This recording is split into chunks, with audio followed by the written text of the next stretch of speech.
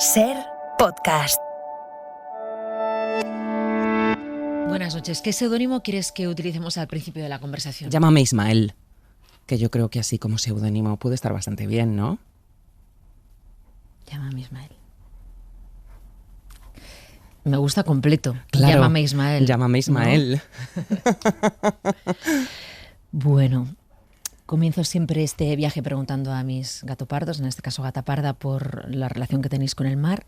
¿Cuál sería la tuya? Es una relación de amor absoluto y de amor en la distancia, además. Fíjate, me gusta mucho estar aquí porque estoy muy obsesionada con los faros y durante mucho tiempo busqué faros que fueran hoteles para poder ir a pasar allí pues una noche, una estancia, porque el mar tiene algo, supongo que también tiene que ver con ser de esta estepa madrileña y haber nacido aquí, ¿no? El mar tiene algo que calma, que te muestra la inmensidad, que te muestra lo pequeñito que eres y que además creo que es de una belleza perfecta por su simplicidad, ¿no? Entonces, fíjate, es que escuchas el mar y ya da como felicidad, ¿no? Da como calma y da como ganas de ir a la costa. ¿No te altera el mar por su desconocimiento? Pensando en que efectivamente somos tan pequeños, somos como una nuez si vamos en un barco en mitad del océano. Fíjate que es muy interesante eso, ¿no? Porque ya que te he dicho que me llames Ismael, tiene sentido hablar de los peligros del mar, ¿no? Ese protagonista de Moby Dick en ese naufragio horrible con esa ballena. Y efectivamente dicen los marineros que todo lo malo está en el mar y que todos los monstruos están en el mar. Y tanto es así que hasta la ciencia parece ratificar que hay animales, especies marinas que no conocemos. Sí. Pero creo que eso es también lo interesante, ¿no? El misterio del mar, la cantidad de historias que uno puede llegar a imaginar tan solo mirando las olas, mirando la costa o solo con el simple hecho de escucharlo como estamos escuchándolo aquí, ¿no?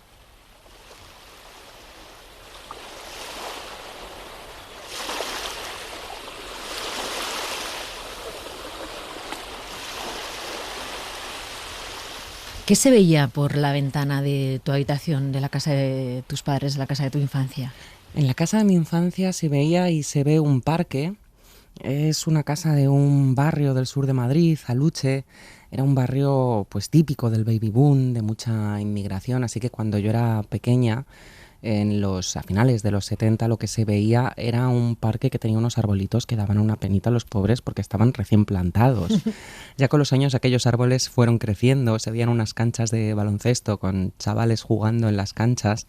Era una época complicada, así que los chicos tenían que llevarse el aro de casa porque los aros los robaban y se llevaban una escalera y un aro lo atornillaban y jugaban al baloncesto.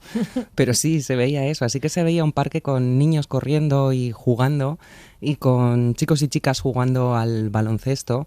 Y era bastante relajante, ¿no? Porque lo bueno de vivir en un suburbio es que había bastante naturaleza, estaba muy cerca de la casa de campo, había pajaritos, esas cosas. ¿Tú escribías diarios? Yo escribía diarios, sí. Además, fíjate, de pequeña tenía la absurda idea de que si escribía un capítulo cada día de un diario imaginario, al final del año tendría 365 páginas y por tanto tendría una novela. Me parecía a mí una longitud bastante apropiada para una novela. Fíjate, pero un diario imaginario, no el diario con las cosas que te pasaban. No escribía el diario con las cosas que me pasaban. Algún verano escribí algún diario con las cosas que me pasaban. Recuerdo siendo niña que una amiga me dijo: no me quiero perder nada de lo que pase en Madrid.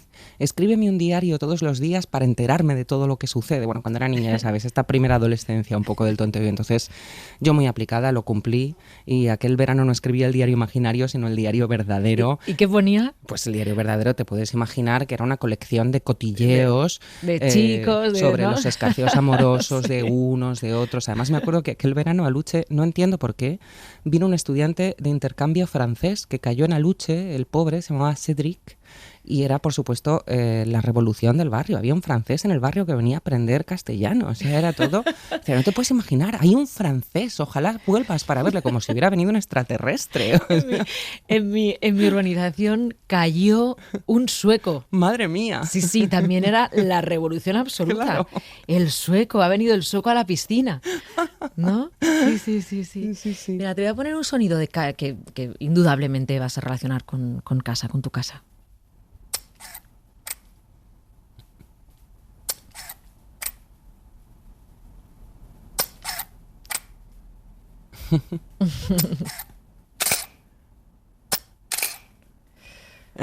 ¿Qué te dice una cámara de fotos? Pues una cámara de fotos me dice mucho porque mi padre es fotógrafo y bueno, pues desde pequeña viví en ese mundo, ¿no? de la fotografía. Además, mi padre, entre otros muchos cometidos que tenía, trabajaba en Kodak y entre otras cosas que hacía, por ejemplo, tenía que probar las películas que mandaban de Estados Unidos. Claro, entonces Estados Unidos era una cosa que estaba lejísimos.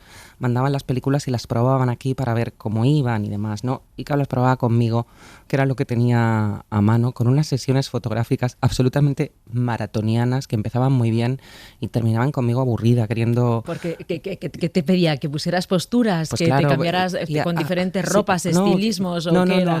los estilismos no, pero y ahora coge este cangrejo para ver la textura de la piel con la textura de no sé qué. Y ahora un cangrejo. Ahora ponte este sombrero de paja para ver cómo ilumina no sé qué, no sé cuántos. Y bueno, era una locura, con lo cual terminaban como, papá, me quiero ir a jugar a los clics, no sé qué. Tanto es así que ya un día llorando, papá, me hizo una foto y el tío ganó un concurso con la foto mía llorando que tituló La Llorona. O sea, no le perdonaré nunca, que siempre lo cuenta. Lloraba.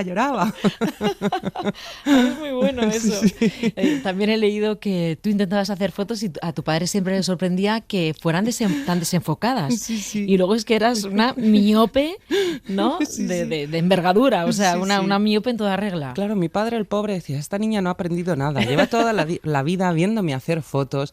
Lleva toda la vida yo aquí dándole la tabarra con los encuadres, con el enfocar. Me regala una cámara el pobre y las fotos eran horripilantes. No solo que estuvieran desenfocadas, es que a nadie le salía la cabeza en las fotos. Pero claro, yo miraba por el visor aquel y no veía nada y pensaba, pues esto será así, que habrá que hacerlo por aproximación. No había que hacerlo por aproximación, es que era tremendamente miope y no me había enterado hasta ese momento. Mira, te voy a hacer una pregunta que igual necesita un poco de pausa. Yo sé que tú eres muy fan del Mago de Oz. Tienes muchísimo conocimiento del cine, de la literatura, de la música, pero El Mago de Oz es una película que tú relacionas con un momento muy importante de tu vida, con el descubrimiento pues, del cine y de otras muchas cosas, también fantasía, que dedicas el libro a tu padre, el libro del que vamos a hablar un ratito, a tu padre porque te llevó a ver fantasía, pero vamos a parar en El Mago de Oz. Entonces, dime, ¿quién te ha acompañado a ti por el camino de baldosas amarillas? Es decir, ¿quién ha sido tu hombre de hojalata, tu león cobarde y tu espantapájaros? Bueno, por supuesto, los amigos, ¿no?, que te acompañan de la mano en la vida. Y no sé si ellos han sido mi león de hojalata, mi espantapájaros, o sea, mi hombre de hojalata, mi león y mi espantapájaros, o yo he sido el león, el hombre de hojalata y el espantapájaros de ellos, ¿no? Pero sin duda una de las personas importantes en mi vida es Maxim Huerta. Somos amigos hace mucho tiempo, los dos somos hijos únicos y siempre decimos que somos hermanos elegidos, ¿no?, que creo que son los mejores hermanos. Y sí que creo que hay una familia que no es la que tienes, sino la que eliges, que te acompaña a hacer en ese camino de la vida y que te enseña y que te ayuda en los momentos bajos y que se ríe contigo en los momentos alegres. Y por eso creo que las enseñanzas del Mago de Oz son tan profundas, ¿no? ¿Cuándo conociste a Maxim Huerta? Esto es muy divertido. Maxim Huerta y yo nos conocimos en una boda, para ser más exactos, en la boda de Leticia y el príncipe Felipe. No es poca cosa. Claro, yo la llamo Leticia porque trabajamos juntas mucho tiempo, entonces para mí aquello siempre fue la boda de Leticia. Luego ya entendí que aquello no era la boda de Leticia, que era la boda de los entonces príncipes de Asturias, ¿no?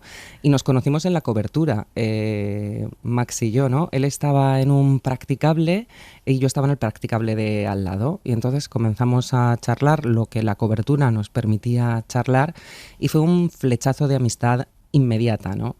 Y a partir de ahí nos hicimos amigos y luego coincidimos trabajando y hemos trabajado juntos mucho y bueno, pues fue más allá del trabajar, ¿no? Creo que hay amistades que son un flechazo, que sientes que hay personas con las que conectas inmediatamente y eso nos pasó a Max y a mí.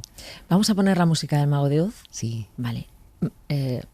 Max Huerta escucha este programa, fue Gato Pardo Nuestro. Sí, Yo sí. tengo un recuerdo extraordinario de aquella entrevista, una de las más emocionantes que he hecho. Entonces, por si él estuviera escuchando ahora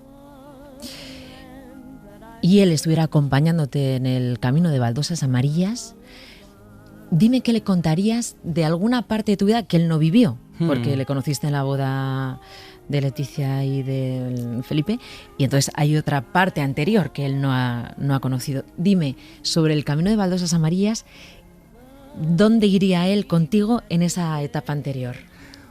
Bueno, esto supone, Max, que te voy a hablar de la etapa en blanco y negro, que es la etapa anterior a meternos en el camino de baldosas amarillas, ¿no? Esa etapa en la que uno es pequeño y tiene muchos sueños, y creo que entonces nuestros sueños eran bastante parecidos, que hacíamos cosas muy similares, escribir diarios imaginarios o no, pintar y pasar esa infancia de hijos únicos que buscaban un hermano, ¿no? Yo siempre quise tener un hermano mayor, Max. No era posible, claro, en fin, era hija única, ya no era posible tener un hermano mayor. Y siempre imaginé que podía tener un hermano mayor que fuera como tú. Y entonces te encontré aquel día en aquella boda, y como de las bodas salen cosas buenas, pues de aquella boda surgió nuestra amistad, ¿no? Lo que no sabía en aquellos días de blanco y negro era que los zapatos de rubíes los llevamos ya con nosotros y que solo hay que hacerlos chocar, y tú me has enseñado bastante eso en este camino.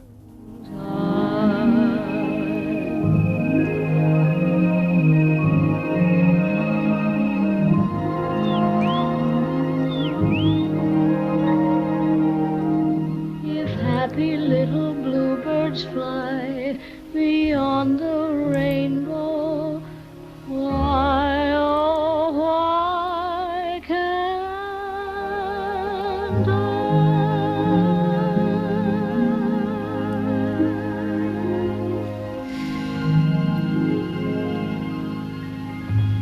¿Por qué Marta Fernández se ha puesto el principio de la novela Moby Dick, Llámame Ismael, como seudónimo de este programa?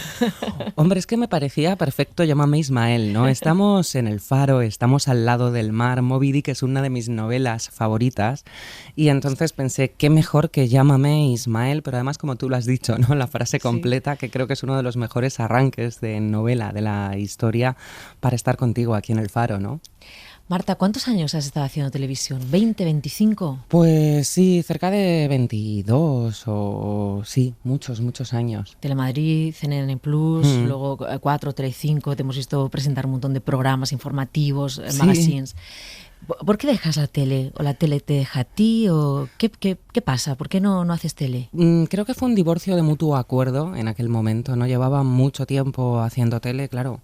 22 años presentando es mucho, y aunque tuve la suerte y la oportunidad de poder hacer formatos distintos y de probar cosas distintas y de hacer informativos, pero hacer también magazines o hacer información continua en su tiempo en CNN Plus, llega un momento ya de agotamiento, creo, ¿no? De pensar, ¿y qué más voy a hacer en los informativos que pueda ser distinto, ¿no? Uh-huh. Entonces, bueno, hacía mucho tiempo que yo quería escribir y que quería buscar otra faceta del periodismo, y la dejé por ese motivo, y también porque había una cierta sensación nostálgica de que los informativos ya no eran como los informativos que a mí me gustaban, y que era más difícil hacer aquel tipo de noticias que se hacían hace 20 años, ¿no? Uh-huh. Y la nostalgia es peligrosa, y cuando uno está en un trabajo pensando, me gustaría hacer esto de otra manera y no puede, pues es mejor retirarse y buscar otra cosa.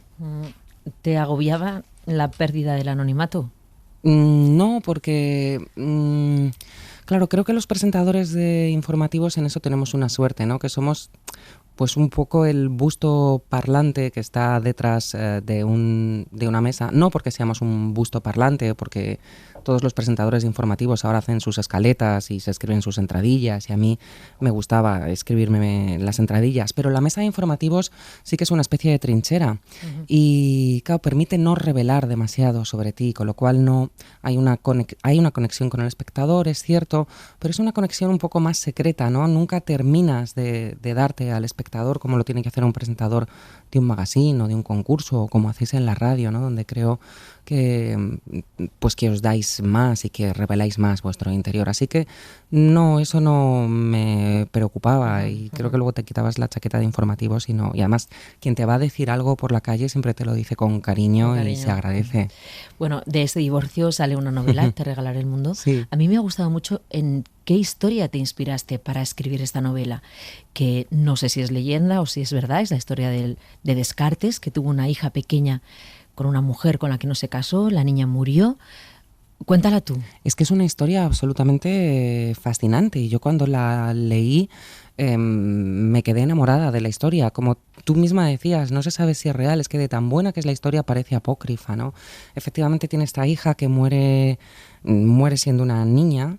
Y en aquel momento, con la muerte de su hija, todo el mundo decía que Descartes se había vuelto absolutamente loco al perder a su niña pequeña, ¿no?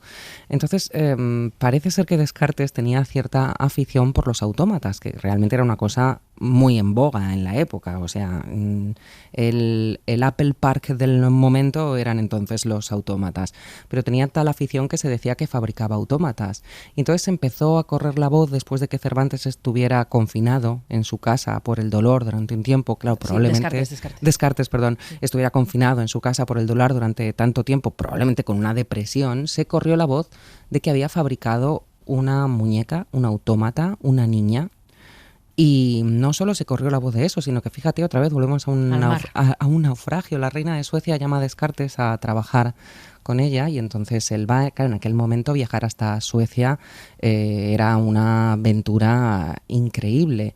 Y él viajaba con un baúl misterioso y los marineros, como sabes, bastante supersticiosos, pensaban que qué era aquel baúl. Entonces es arrasado por las tormentas aquel barco y cuentan que el capitán tira el baúl por la borda y que en el baúl viajaba el autómata que era la hija ficticia fabricada por Descartes. Claro, me pareció. Dije, pero esto es un novelón. Pero no solo eso, es que fíjate, hay alguna reflexión que tiene la novela y que es que el dolor y la ausencia de amor se suple con un autómata con la tecnología de aquel momento, que es muy parecido a lo que pasa ahora. Claro, es que eso es lo llamativo, ¿no? Que a veces esa soledad nosotros intentamos suplirla pues con las redes sociales o enganchándonos al móvil o haciendo estos postureos por Instagram y es lo que pasaba en esa historia probablemente apócrifa de Descartes, ¿no? Que él intenta suplirla con lo que entonces era la tecnología punta, con lo que era lo último, ¿no? ¿Y qué pasaba? Que Descartes no lo consigue realmente y nosotros tampoco lo conseguimos. Bueno, acabas de publicar No te enamores de cobardes. Es un... Yo diría que es un viaje a través de los libros, de las ciudades, de las películas y del hilo que vertebra estos tres mundos, ¿no? Pero me gusta mucho el título y el capítulo que da título al libro, ¿no? No te enamores de cobardes, porque vienes a decir, bueno, yo lo voy a decir con mis palabras, que a veces uno no da pasos por el miedo a sentir después dolor, ¿no? No voy a sentir amor, no vaya a ser que luego vaya a sufrir. De modo que si no vivo el amor, me ahorro el dolor. Ese sería el cobarde. Pero es que yo creo que cobardes somos un poco todos. Sí, totalmente. Cobardes somos un poco todos. Es que es verdad. O sea, con tus palabras lo has explicado perfectamente, ¿no? Es ese miedo a exponerse, a meterse en algo, a abrirse para no sentir el dolor. Lo malo es que ese miedo a no sentir el dolor al final te termina negando la posibilidad de la felicidad. Pero cobardes somos todos. Es curioso, ¿no? Porque parece que dando este consejo, no te enamores de cobardes, una dice que yo soy muy valiente. No, yo no soy nada de valiente, soy tremendamente cobarde, pero muy, muy cobarde. Y muchas veces he elegido esa opción de no apostar por algo que podía haberme traído muchísima felicidad por el miedo a sentir el dolor o por el miedo a sentir el rechazo o el abandono o por sentirme impostora o por sentir que era menos, ¿no? Pero claro que lo somos todos. Lo que pasa es que hay cobardes que creo que son míticos y legendarios a los que amamos, ojo, que ese es el problema, que es que los amamos profundamente, profundamente. Mira, yo me acuerdo que me contó un amigo mío una historia que es exactamente la que tú cuentas, pero llevada a un parque de atracciones y a una niña. Entonces la niña amaba las atracciones y miraba a los caballitos con muchas ganas de subirse y nunca se subió porque no quería vivir el momento en el que acababa la atracción. Ay, pero eso es fantástico. Pero hay algo ahí que es muy hermoso, porque cuando uno tiene la imaginación o la fascinación o la idea de algo y de cómo puede ser algo, el problema es que muchas veces cuando lo cumple, ese sueño se termina viendo truncado porque lo que había imaginado era mucho mejor que luego la experiencia real. Si la niña se hubiera subido a los caballitos, probablemente no es solo que se hubiera sentido desdichada cuando hubiera acabado, es que cuando hubiera acabado habría dicho, pero esto no hace más que dar vueltas. ¿Por qué me parecía a mí tan fascinante? La felicidad era esto. Claro, la felicidad era esto, pero no es posible. ¿Qué es para ti la felicidad, Marta? Bueno, pues yo creo que hablábamos de compañía, ¿no? Al principio, yo creo que la felicidad es la compañía. Yo soy un ser a veces bastante misántropo y que me gusta estar sola, pero creo que la compañía termina justificando toda la felicidad y compartir esa felicidad es lo que de verdad le da sentido, ¿no? Es como aquel chiste de Forges de los dos náufragos que estaban en la isla, que básicamente lo que querían era fingir que eres otro para que te cuente que esté muy bien. Que estoy muy bien, esto, pues así. Bueno, vamos a llevarte al faro, Marta Fernández. Entonces, vamos a ir a un faro. Si quieres elegir algún faro que conozcas, y si no, puede ser el faro del programa. Entonces vamos a imaginar que está girando la lámpara con su cadencia particular, está anocheciendo o ya ha anochecido, tienes que poner una música y tienes que decirme con quién estarías. Un reencuentro, alguien a quien hace tiempo que no vas y quieres contarle algo, no sé, dibuja tú quiénes estaríais en el faro, quién estaría acompañándote en el faro.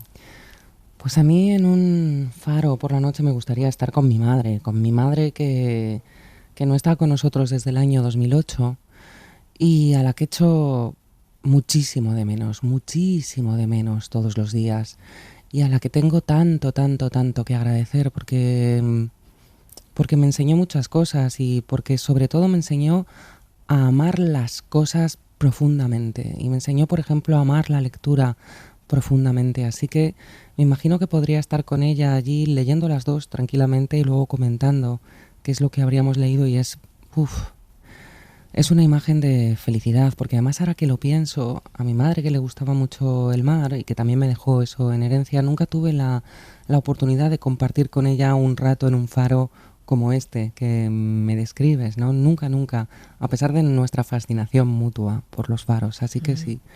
Ese momento me gustaría compartirlo con ella. ¿Sabes que has arrancado esta entrevista hablando de Marta buscando faros? Sí. ¿Qué música ponemos, Marta? Vamos a poner Moon River, ¿no? Porque es una canción también muy cinematográfica. Es una canción que habla de aquellos que recorren el mundo y que se encuentran y que perfectamente podrían encontrarse en un faro, ¿no? ¿Le podrías leer el principio de tu último libro a tu madre? Sería bonito, ¿no? Pues sí, te voy a leer una cosa, mamá. Sí, a ver qué te parece. ¿Qué te parece? Me diría, pero eso lo has escrito tú. Este ser es alguien a quien conozco. Sí. Wider than a mile, I'm crossing you in style someday. Oh, dream maker, you heartbreaker, wherever you're going, I'm going your way. Two drifters off to see the world. There's such a lot of world to see. Muchas gracias, Marta Fernández, por haber estado aquí en el faro. Muchísimas gracias, Mara, gracias. The same rainbows end, waiting round the bend. My huckleberry friend, Moon River and me.